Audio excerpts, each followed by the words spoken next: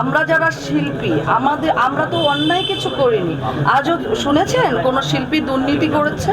কিংবা আজও কি শুনেছেন কোনো শিল্পী ধর্ষণ করেছেন, অরাজকতা করেছেন? না।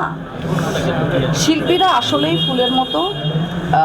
শিল্পীদের একটা নরম মন আছে, শিল্পীরা ভালোবাসতে জানে, আর শিল্পীদের তৈরিও করে কিন্তু জনগণ। এই বাংলাদেশের 22 কোটি জনগণ এখন বর্তমানে যারা আছেন তারাই কিন্তু চলচ্চিত্র দেখেন, তারাই নেতা নেত্রী আবিষ্কার করেন কিংবা তৈরি করেন। তো সেক্ষেত্রে আমি বলবো যে শিল্পীদের অ্যাকচুয়ালি শিল্পচর্চায় নিজেকে নিয়োজিত রাখা উচিত। কারণ একজন শিল্পীর মুখের কথার অনেক মূল্য।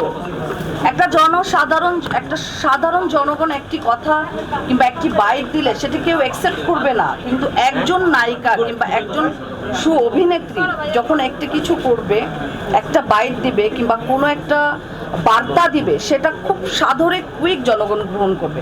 সেক্ষেত্রে অবশ্যই বিচক্ষণতার পরিচয় আমাদের শিল্পীদের দেওয়া উচিত।